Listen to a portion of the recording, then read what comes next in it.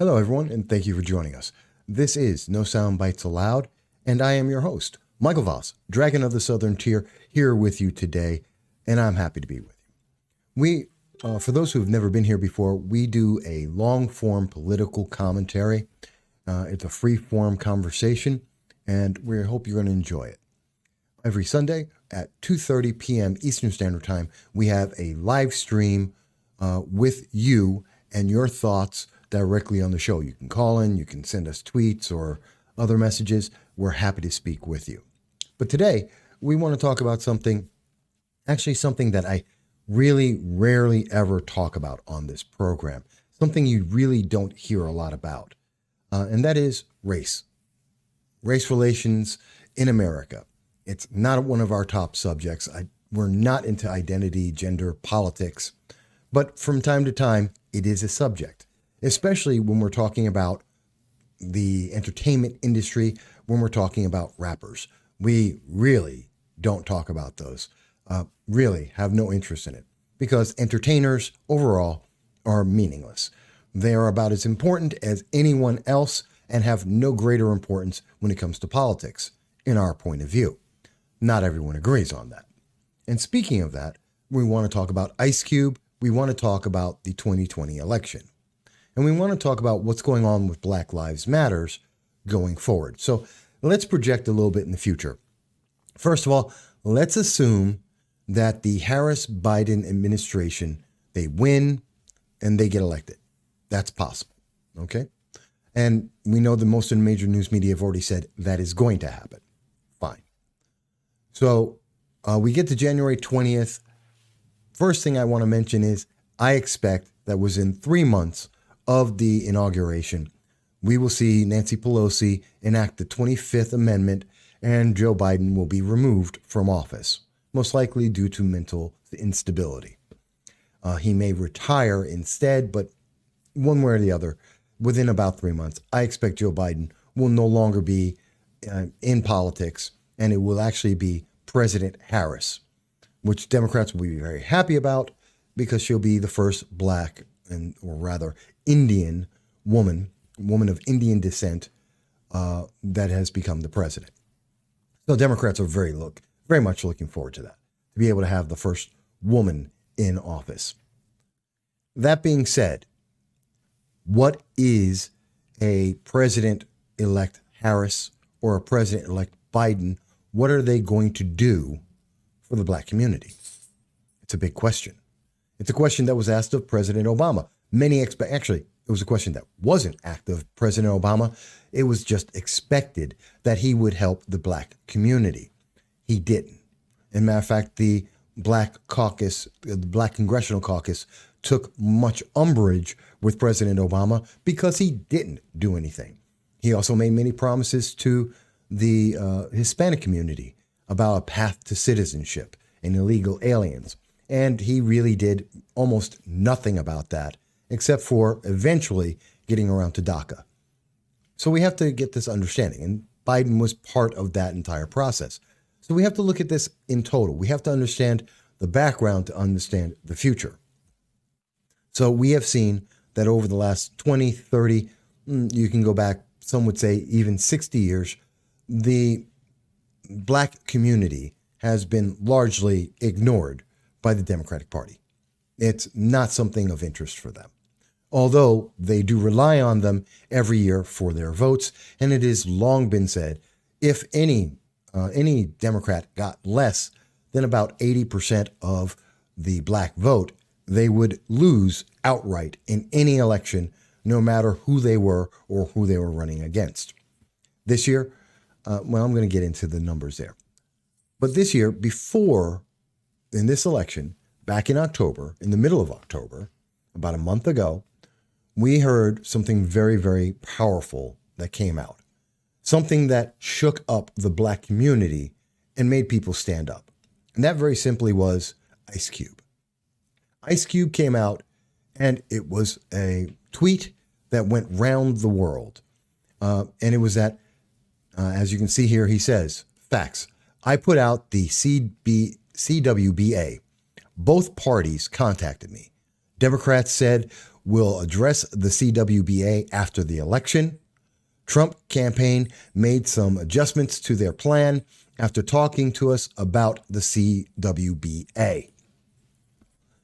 So let me put that into perspective. What does that mean? The CWBA is essentially, it is a plan for Black America to advance the lives, the economics of the Black Americans across the country, to invest in small businesses and to give people new opportunities for small businesses to get homes and advance their lives economically, which is a good thing. And we would never hold that against anyone for trying to do that. Apparently, that's not what you heard from the Black community overall, especially when we're talking about online and Twitter and other social media. He was attacked.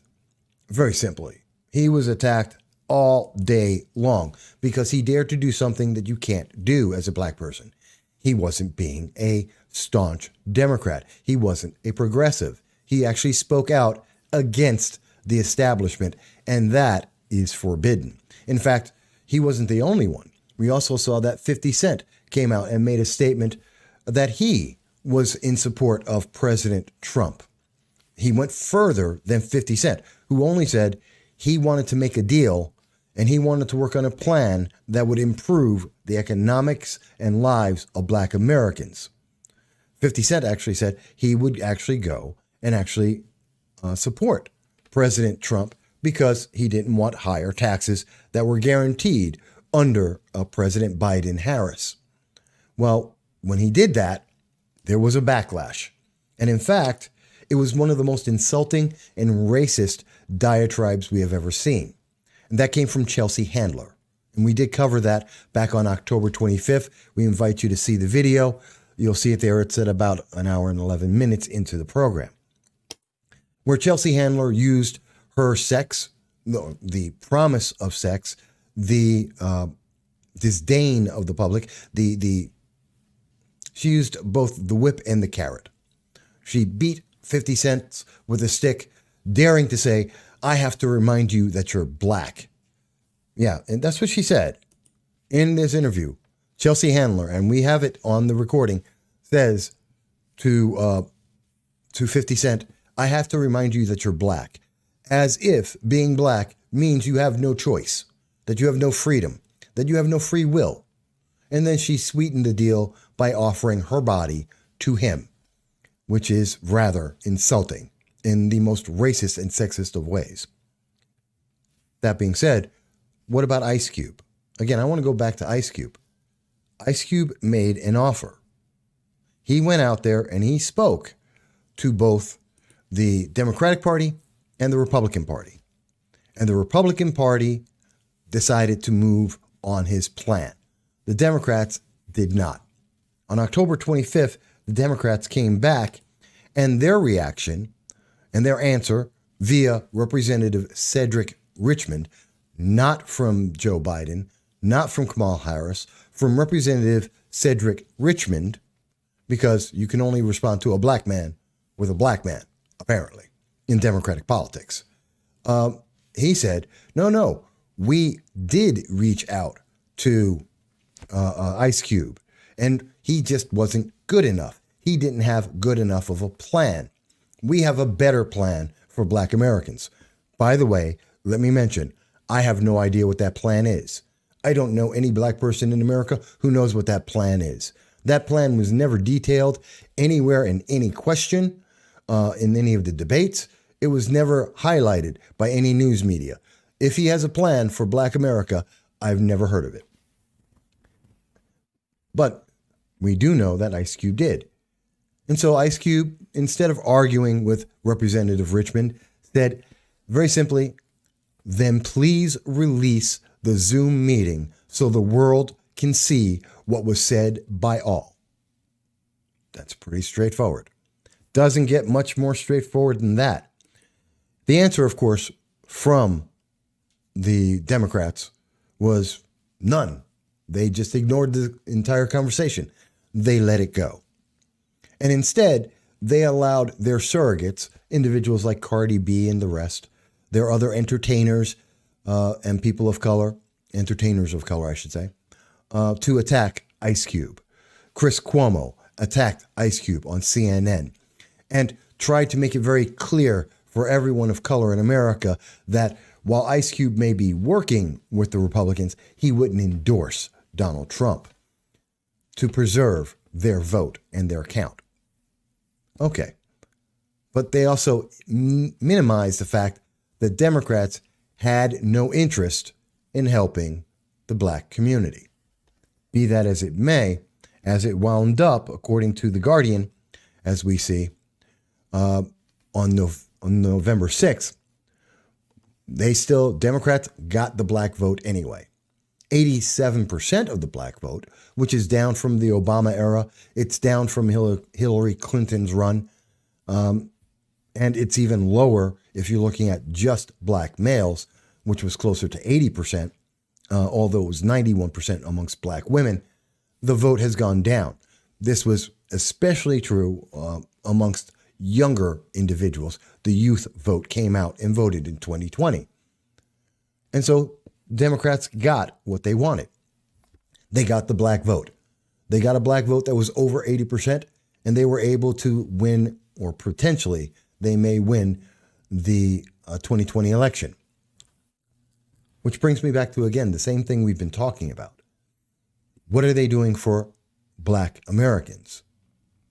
It's a question that was asked not just from me, but it was a question that was asked of Ice Cube as well, because that was the first thing that happened. President-elect Biden seemed to be secure, and then people remembered Ice Cube. And they said to Ice Cube that they hated, that they had a problem. It was Roxanne Gay, whoever she is, who says, "Good Lord, how much are they paying Ice Cube? How does the guy from NWA become MAGA?" This was on October 14th. It's quite a statement. It's quite an insulting statement that a very rich man, a very successful man, a man who is looking to help the black community would be insulted in such a manner. Well, we finally got a response from Ice Cube on November 5th at 8:12 a.m. And he says, "Let me get this straight. I get the President of the United States to agree to put over $500 billion of capital in the black community without an endorsement. And ends are mad at me. Have a nice life." And you know, I gotta say, he's right. Ice Cube nailed it. We see the black community was adamant that no one should be able to speak in favor of Donald Trump, that they could not speak in favor of Republicans, and that it could only be a positive statement about the Democrats. We saw that with Ice Cube, with 50 Cent, with Waka Flocka, or Flocka Waka, I don't know, whatever his name is, Little Weezy, I think his name is, and several other entertainers. It was a clear statement. You can't go off the reservation because you're black. Your skin color defines your voting options, which is a very sad statement in America. But what about what happened to black America? What will a Harris-Biden presidency mean? And in fact, we saw that question asked on November 8th. Without much fanfare, Black Lives Matters on Twitter noted that last night, which would be the 7th of November, BLM sent a letter to potentially President-elect Joe Biden and potentially Vice President-elect Kamala Harris. We celebrate the defeat of Trump, and we want to make sure supporting Black lives is at the forefront of the administration. It's an interesting statement. It would tend to seem that much like Ice Cube in his statement, much like 50 Cent in his statement, there is a lack of confidence in Democrats actually living up to anything. In rebuke to Representative Richmond, They're saying that the Democratic Party doesn't do anything for the votes that they get. Now, if you think I'm misunderstanding that I'm saying that Black Lives Matter doesn't believe in the Harris-Biden presidency, let's look at what they actually said. As per the Washington Post, which notes that the leader has said one of the Black Lives Matters movement, one of the leaders of the Black Lives Matter movement, has sent a letter to Biden and Harris calling on them to pursue a, quote, well thought out, community-driven, fully resourced agenda that addresses the particular challenges faced by Black people, which would be, in other words, what Ice Cube said. They go on, and that she wants to discuss the expectations that we have for your administration and the commitments that must be made to Black people, which is what Ice Cube said. She goes on to say, without the resounding support of Black people, we would be saddled with a very different electoral outcome. In short, Black people won this election alongside Black-led organizations around the nation. BLM invested heavily in this election. We want something for our vote. We want to be heard and our agenda prioritized, which Ice Cube said on CNN. What an amazing thing that BLM has now taken the exact same stance as Ice Cube, that they have taken the same request to the Harris-Biden administration. The big difference, though, is that one, Ice Cube got $500 billion and got actual action from a Republican Party, a Republican president who actually valued the Black vote enough to make some difference. We still have yet to hear from a Harris-Biden administration. Right now, President Biden is very busy running around overseas against the law, speaking on behalf of America on what his future plans may be to introduce Vice President Harris, who will one day be president, actually, I think in 3 months, and trying to work out new international deals with Iran, who very happily look forward to renewing the Iran nuclear deal that gave them hundreds of billions of dollars to fund international terrorism. And that is a fact, as stated by then Secretary John Kerry. Yes, under the Obama administration, Secretary John Kerry, with the help of Joe Biden, funded terrorism for a nuclear peace deal that doesn't really do much.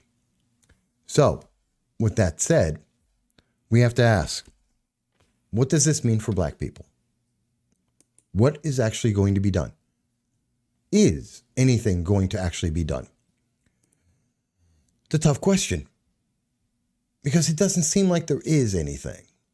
Because, quite honestly, BLM and the rest of the progressive movement have shot themselves in the foot when it comes to Black relations, Black Americans in politics. They shot down Ice Cube. They said that the vote was more important than anything for the vote, for any deal, any improvement. They sold with the promise of maybe getting something in the future. It's kind of sad. And BLM has finally realized that Ice Cube and others who were willing to work with Republicans had the right idea. Go to someone who's actually going to make a difference. And now they're threatening the next administration, saying, do what we want or else. And the question we have to ask is, what is that or else? What will BLM do when the Harris administration doesn't give them everything they want?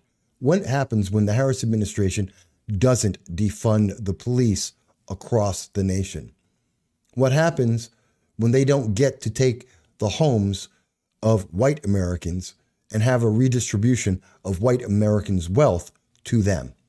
What will they do then? What happens when criminal reform doesn't lower crime? These are all things that we've seen already, and we have no reason to believe there will be a difference going forward. And what about Ice Cube? Does he deserve any kind of credit for trying to move this forward? Does he deserve an apology for his efforts to improve people's lives? It's a really interesting question. I don't have answers for you. I have my answers. I think Ice Cube definitely deserves such a lauding, to be lifted up and thanked for what efforts he has made, and to possibly move this forward in a Biden-Kamala Harris administration. But I don't think BLM is about to do that. I don't think Chelsea Handler is going to be walking back her statements about how she has to tell grown black men that they're black and to offer them sex, which is insulting. We can hope that Joe Biden, Kamala Harris, if they are elected, as it seems they may be, will actually live up to their promise to take care of the black community. 47 years of history with Joe Biden says that won't happen. Looking at Kamala Harris and her time in the Senate, it won't happen. Looking at the Democratic Party and its socialist ideals, it won't happen. But we can hope. But I will look to hear what you think. What do you think about Ice Cube and Black Lives Matter and their hopes, their requests, their demands for improving lives, black lives in America? Should Kamala Harris defund the police? Should Kamala Harris take the property and wealth of white Americans and give them to black Americans, as BLM would want? Should the Harris-Biden administration live up to this very same promises made by the Trump administration to Ice Cube with $500 billion in economic aid to help build black businesses and black lives? Please, let's hear your thoughts on YouTube, on Twitter, on Facebook. We look forward to hearing from you, and we look forward to speaking with you again in our next episode. Thank you.